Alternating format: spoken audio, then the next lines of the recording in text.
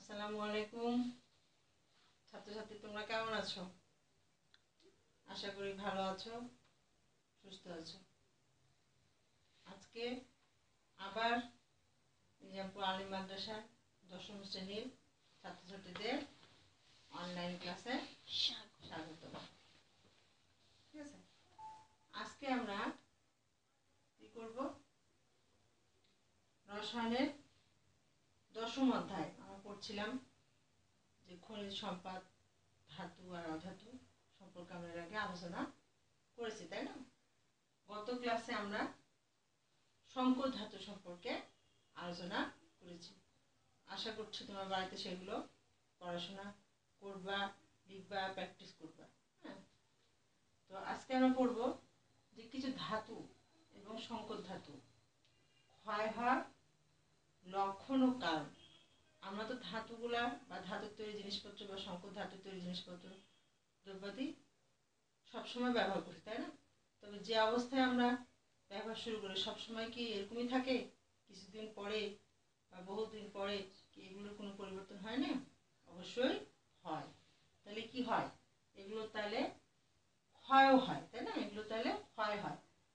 একটা ধাতু বা সংকর ধাতুগুলো কখন ক্ষয় হচ্ছে, কি দেখে আমরা বুঝতে পারি ধাতুটা বা সংকর ধাতুটা ক্ষয় হচ্ছে? অর্থাৎ এই লক্ষণটা আমরা বুঝতে পারি, কখন বুঝতে পারি, কি দেখে বুঝতে পারি, এবং এই কারণটা কি, এই ক্ষয় হওয়ার কারণটা কি, এগুলো আজকে আমরা আলোচনা করব, তাই না? তাহলে কি বললাম আমরা? আজকে আসলে আমরা করবো কি? ধাতুর ক্ষয়। আমরা করবো কি? ধাতু বা সংকর ধাতুর ক্ষয়। তাহলে ধাতু বা সংকর ধাতু ক্ষয় আমরা কি বলছি? যে বিশুদ্ধ ধাতু বা সংকর ধাতু কিছুদিন বা দীর্ঘদিন বাতাসে থাকার ফলে ধাতু বা সংকর ধাতুর উপর কি হয়? ভিন্ন বর্ণযুক্ত একটি পদার্থ সৃষ্টি হয়। এটাকে আমরা বলছি কি? ধাতু ক্ষয়। এটাকে আমরা বলছি কি? ধাতু ক্ষয়। যেমন আমরা লোহা বা লোহার সংকর ধাতু, তাই না? কেমন যেন আমরা লোহা বা লোহাতে সংকর জিনিসপত্র, জানলা, গ্রিল, তারপরে আলমারি, হ্যাঁ, এরকম অনেক লোহার তৈরি জিনিসপত্র দীর্ঘদিন যদি আমরা কি করি? বাতাসে রেখে দিই বা ব্যবহার করি, তাহলে কি দেখতে পাই আমরা? যে এর উপর, অর্থাৎ লোহার তৈরি জিনিসপত্রের উপর কি হয়? লালচে বাদামি বর্ণের এক ধরনের পদার্থের উপস্থিতি লক্ষ্য করা যায়। ঠিক আছে, এটাকে বলি কি আমরা? মরিচা। এটাকে বলি কি আমরা? মরিচা। লোহার মরিচা পড়া। আর লোহার মরিচা পড়লে কিন্তু লোহার কি হয়? ক্ষয় হয়। লোহা ক্ষয় হয়। তাহলে মরিচা কি? মরিচা আসলে কি? Ferric oxide. ফেরিক অক্সাইডের সাথে কি থাকে? পানের অণু যুক্ত থাকে। ফেরিক অক্সাইডের সাথে পানের অণু যুক্ত থাকে। এছাড়াও অন্যান্য ধাতু, যেমন কপার ধাতু বা কপারের সংকর যে ধাতুগুলো, অর্থাৎ পিতল, কাঁসা, এগুলো যদি আমরা ব্যবহার করি তাহলে দেখা যায় কি? বা দীর্ঘদিন যদি বাতাসে খোলা জায়গায় রেখে দেওয়া হয় তাহলে দেখি এর উপর কি হয়? কালচে বা সবুজ বর্ণের এক ধরনের পদার্থের উপস্থিতি লক্ষ্য করা যায়। এটাকে বলছি কি আমরা? তামার ক্ষয়, বা এটাকে বলি কি আমরা? তাম্রমল। এটাকে বলি কি আমরা? তাম্রমল। লোহার ক্ষেত্রে হয় কি? মরিচা সৃষ্টি। আর কপার বা কপারের সংকর ধাতুর ক্ষেত্রে কি সৃষ্টি হয়? তাম্রমল সৃষ্টি হয়, তাই না? তাম্রমলে নির্দিষ্ট কোনো সংকেত দিয়ে প্রকাশ করা যায় না তার মধ্যে। তবে সাধারণত কি হয়? কিপ্রাস অক্সাইড বা কিপ্রাস সালফাইড, যেটা কি চ্যালকোসাইড নামে পরিচিত, এইটা তাম্রমল হিসাবে লক্ষ্য করা যায়। তাহলে আমরা কি করলাম? যে এই ধাতু বা সংকর ধাতুগুলা যদি আমরা কি করি? দীর্ঘদিন বাতাসে রেখে দিই তাহলে কিন্তু কি হয়? ধাতু ক্ষয় হয়ে থাকে বা ধাতু ক্ষয় হতে থাকে। আর ভিন্ন বর্ণযুক্ত, অনেক রকম বর্ণযুক্ত পদার্থ সৃষ্টি হয়, তখন আমরা বুঝতে পারি কি? এই ধাতুটা ক্ষয় হতে চলেছে। আচ্ছা, এখন আজকে আমরা পড়বো কি? এই লোহার উপর যে মরিচা পড়া, ধাতুর ক্ষয়, লোহার মরিচা পড়া, লোহা ধাতুর ক্ষয়, এই মরিচাটা কিভাবে সৃষ্টি হয় এই সম্পর্কে আজকে আমরা একটু আলোচনা করব, তাই না? আচ্ছা, লোহার উপর মরিচা পড়ার আগে আমরা দেখব কি জিনিস? যে ধাতু বা সংকর ধাতুগুলা যখন আমরা বাতাসে দীর্ঘদিন রেখে দিই তখন কি হয়? সে ধাতু বা সংকর ধাতু কি করে? ইলেকট্রন ছেড়ে দেয়, বায়ুমণ্ডলে ইলেকট্রন ছেড়ে দেয়। ধাতু যদি ইলেকট্রন ছেড়ে দেয় তাহলে সে কোন আয়ন হবে?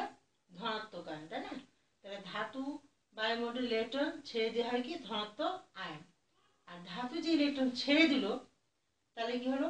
বায়ুমণ্ডলে অন্য যে এই ইলেকট্রনটা গ্রহণ করবে সে হবে কি? ঋণাত্মক আয়ন। তাহলে ধাতু যখন ইলেকট্রন ছেড়ে দেয় তখন সেই প্রক্রিয়াটাকে কি বলি আমরা? জারণ প্রক্রিয়া বা জারণ বিক্রিয়া।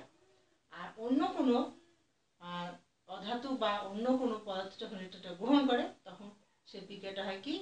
বিজারণ বিক্রিয়া। তাহলে এই জারণ বিজারণ বিক্রিয়া কিন্তু তখন সংঘটিত হয়, ধাতু ক্ষয় হওয়ার ক্ষেত্রে কিন্তু লক্ষ্য করা যায়।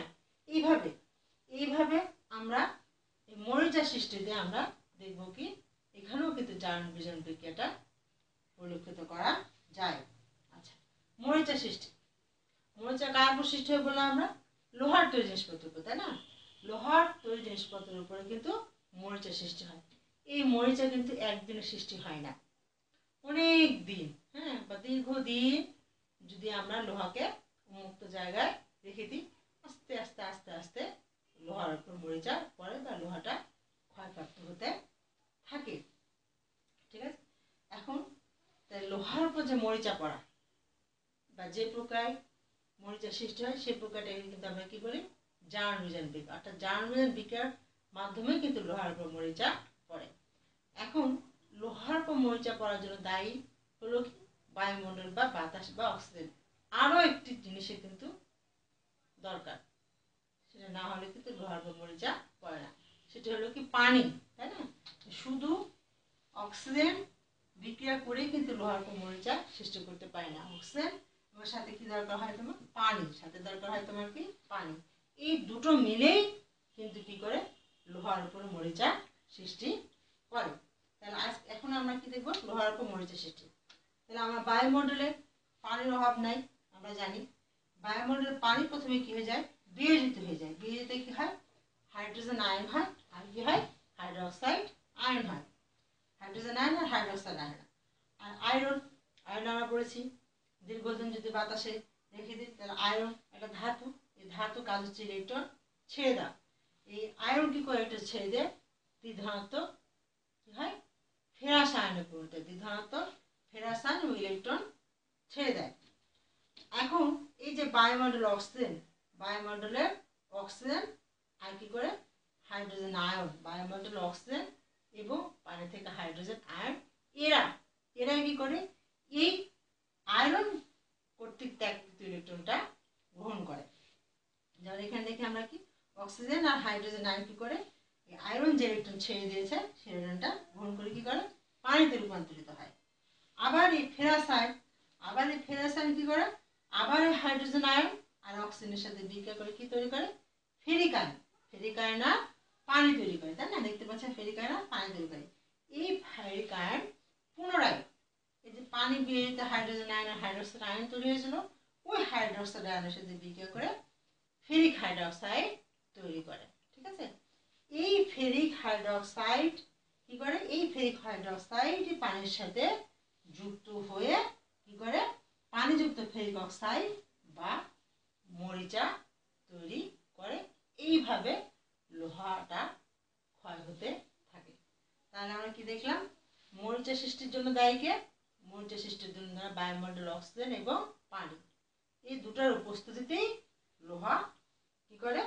ফেরিক অক্সাইড, পানিযুক্ত ফেরিক অক্সাইড বা মরিচা তৈরি করে এবং লোহা ক্ষয়প্রাপ্ত হতে থাকে। ঠিক আছে? তাহলে আমরা কি দেখলাম? যে কিভাবে ধাতুগুলা ক্ষয় হয়, কিভাবে ধাতুগুলা ক্ষয় হয়। তাহলে ধাতুর উপর কিভাবে আমরা ধাতু বা সম্পদ ধাতু যদি কি করি? আমরা খোলা অবস্থায় রেখে দিই, হ্যাঁ, তাহলে কি হবে? অনেকদিন সাথে সাথে কিন্তু কোনো ধাতু ক্ষয় হয় না। দীর্ঘদিন অনেকদিন যদি রেখে দিই তাহলে এর উপর কি হয়? বিভিন্ন বর্ণযুক্ত পদার্থের সৃষ্টি হয়। তখনই আমরা বুঝতে পারি কি ধাতুটা ক্ষয় হতে চলেছে। তাহলে ছাত্রছাত্রীরা আজকে এই পর্যন্তই তোমাদের ক্লাস আমি শেষ করছি। ভবিষ্যতে আমরা কি করব? এই ধাতু ক্ষয় হওয়ার প্রতিকার সম্পর্কে আলোচনা করব। আবারও তোমাদের সবাইকে ধন্যবাদ জানিয়ে আজকের মতো এখানে ক্লাস শেষ করছি।